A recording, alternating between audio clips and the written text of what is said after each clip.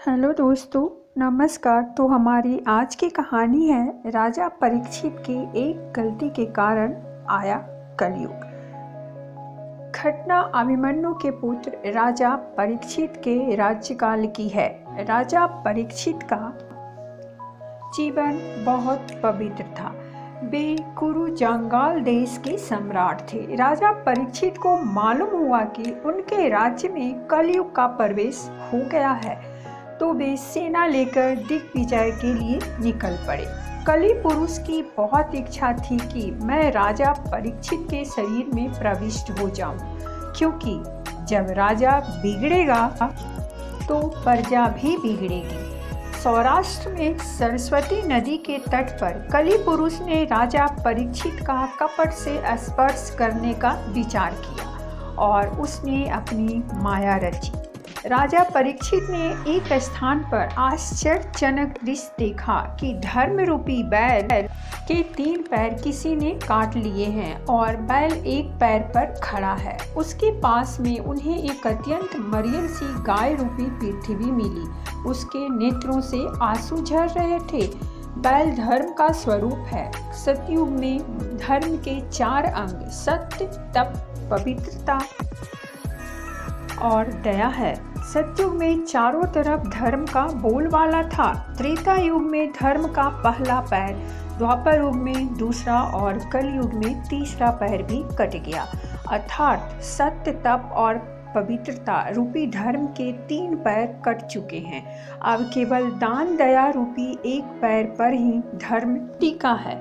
उसी के बल पर कलयुग में मनुष्य भी जी रहे हैं। धर्म ने पृथ्वी से पूछा, तुम दुखी और श्रीहीन क्यों हो न हो तुम्हें भगवान श्री कृष्ण की याद आ रही है, क्योंकि उन्होंने तुम्हारा भार उतारने के लिए ही अवतार लिया था। अब उनके लीला संवरण कर लेने पर तुम दुखी हो रही हो। पृथ्वी बोली, भगवान श्री कृष्ण ने इस समय इस लोक से अपनी लीला का संवरण कर लिया है। उनकी छत्र छाया में उनके चरणों से विभूषित होने पर मुझे बहुत वैभव व सौभाग्य प्राप्त हुआ था। अब वह मुझे अभाग्नि को छोड़कर चले गए हैं और यह संसार पापमय कलयुग की कुदृष्टि का शिकार हो गया है। यही देखकर मुझे बड़ा दुख हो रहा है। धर्म और पृथ्वी की बात सुनकर राजा परीक्षित को बड़ा आश्चर्य हुआ। उन्होंने धर्म रूपी बैल से पूछा, तुम्हारे 3 पैर किसने काट डाले हैं? मैं उनको सजा दूंगा। धर्म रूपी बैल ने कहा, काल, कर्म और स्वभाव मनुष्य के दुख सुख का कारण है। कौन सुख देता है और कौन दुख देता है, इसका निर्णय अभी तक नहीं हो सका है। राजा परीक्षित ने देखा कि एक राजवेशधारी शूद्र पुरुष, जो कि कली था, गाय और बैल को डंडे से पीट रहा था, लातों से ठोकर मार रहा था। राजा परीक्षित को आश्चर्य हुआ कि मेरे राज्य में कौन गाय और बैल को त्रस्त कर रहा है। राजा को गो ब्राह्मण प्रतिपाल कहा जाता है। उन्होंने सोचा, जिस राजा के राज्य में दुष्टों के उपद्रव से प्रजा त्रस्त रहती है, उस राजा की कीर्ति, आयु, ऐश्वर्य और परलोक नष्ट हो जाते हैं। राजा परीक्षित समझ गए कि यह कली ही है जो गाय रूपी पृथ्वी और बैल रूपी धर्म को त्रस्त कर रहा है। फिर भी उन्होंने उस व्यक्ति से पूछा, अरे दुष्ट, तुम कौन हो? इन्हें क्यों पीट रहे हो? उस व्यक्ति ने कहा, मैं कली हूँ, मैं अपना काम कर रहा हूँ। राजा ने क्रोधित होकर कहा, मैं तुम्हें यहाँ नहीं करने दूंगा। कली ने कहा, पहले मेरे गुण दोष तो सुन लो, तब निर्णय लेना।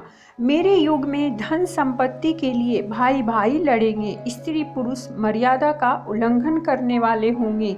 हिंसा का प्रावधान होगा। मानव अल्प आयु और अल्प बुद्धि होंगे। लोग मांस मंद्रा का सेवन करेंगे। कली की बात सुनकर राजा ने तिल मिलाते हुए तलवार निकाल कर कहा, बस बस, हद हो गई। तुम्हारे भाव से तो मानवता ही लुप्त हो जाएगी, अतः मैं तुम्हें मार डालूंगा। कली समझ गया कि ये तो अब मुझे मार ही डालेंगे। उसने तुरंत कहा, राजन, मुझ में एक बड़ा भारी गुण भी है। सतयुग में दीर्घ काल तक जप तप व्रत उपवास करने से, त्रेता युग में बड़े बड़े यज्ञ करने से, द्वापर युग में भगवत पूजन सेवा से जितना पुण्य मिलता है उतना पुण्य मेरे काल में प्रेम से भगवान नाम जप करने से मिलेगा। अर्थात कलयुग में भगवान नामावतार रूप में जीवों का कल्याण करते हैं। कली ने राजा परीक्षित के पैर पकड़ लिए और कहा, मैं आपकी शरण में आया हूँ, मुझे न मारिए। वीर पुरुष शरणागत को कभी नहीं मारते हैं। राजा परीक्षित का कली से स्पर्श हुआ और उनकी बुद्धि बिगड़ गई। अति पापी या अति कामी के स्पर्श से उसके पाप के परमाणु मनुष्य के शरीर में प्रवेश कर जाते हैं। स्पर्श से उनके दोष आते हैं। पापी को सजा मिलनी ही चाहिए, परंतु कली का स्पर्श होने से राजा को कली पर दया आ गई। राजा परीक्षित ने कहा, जब तू हाथ जोड़कर शरण में आ ही गया है तो मैं तुम्हें मारता नहीं हूँ, पर मेरे राज्य में तुम नहीं रह सकोगे, क्योंकि यह देश में श्री हरि यज्ञों के रूप में निवास करते हैं। यहाँ धर्म और सत्य का निवास है, परंतु तू अधर्म का सहायक है। कली ने कहा, मैं कहाँ जाऊँ? जहाँ जाता जिस घर में जुए का धन आता हो, जानबूझकर जीव की हिंसा होती हो, हिंसा प्रतिहिंसा को जन्म देती है। मांस मदिरा तंबाकू का सेवन हो, इनसे तन मन दोनों बिगड़ते हैं। इसीलिए ठाकुर जी इन्हें स्वीकार नहीं करते हैं, इसीलिए इनमें कली का निवास है। पुरुष वेश्यागामी हो, इन चारों स्थानों पर तुम रह सकते हो। कली को इन 4 स्थानों से संतोष नहीं हुआ। उसने कहा, ये तो गंदी जगह है, मुझे किसी सुंदर जगह में निवास दीजिए। राजा परीक्षित ने कहा, आज से तेरा सुवर्ण में निवास होगा, अर्थात धर्म की लक्ष्मी में तेरा निवास होगा। यह सुनकर कली बहुत प्रसन्न हुआ। उसने सोचा, राजा के घर में अन्याय का धन तो आता रहेगा। वह अदृश्य होकर परीक्षित की बुद्धि भ्रष्ट करने की ताड़ में रहने लगा। एक दिन राजा परीक्षित ने सोचा, मेरे पूर्वजों ने मेरे लिए क्या रखा है, यह तो मैंने देखा ही नहीं। इसीलिए वे अपने पूर्वजों की संपत्ति देखने गए। वहां उन्हें एक पेटी में सुंदर मुकुट मिला। राजा को वह मुकुट बहुत पसंद आया और उन्होंने तुरंत वह मुकुट धारण कर लिया। वह मुकुट जरासंध का था, जिसे भीमसेन ले आए थे। यह पाप का धन था। धर्मराज युधिष्ठिर ने इसे कभी नहीं पहना था, किंतु कली के स्पर्श से परीक्षित की मति बिगड़ गई थी। कली पुरुष ने तुरंत राजा के शरीर में प्रवेश कर लिया। मुकुट पहनते ही राजा को शिकार खेलने की इच्छा होने लगी। जिस बालक को गर्भ में ही परमात्मा श्री कृष्ण के दर्शन हो गए हों, वह कितना पवित्र होगा। किंतु कलयुग का प्रभाव ही ऐसा है, अच्छे अच्छों को प्रभावित कर देता है। वैसे तो जिस दिन जिस क्षण श्री कृष्ण इस पृथ्वी को त्याग कर गोलोक धाम पधारे थे, उसी क्षण से अधर्म रूपी कलयुग का पृथ्वी पर आरंभ हो गया था। इस कथानक से बड़ी सीख मिलती है कि किसी भी वस्तु के उपयोग से पहले विचार कर लेना चाहिए कि वह शुद्ध है कि अशुद्ध। प्रत्येक वस्तु में 3 दोष आते हैं। पहला काल दोष, दूसरा कर्ता दोष और तीसरा निमित्त दोष। अब पवित्र समय पर कोई वस्तु आती है तो उसमें काल दोष लगता है।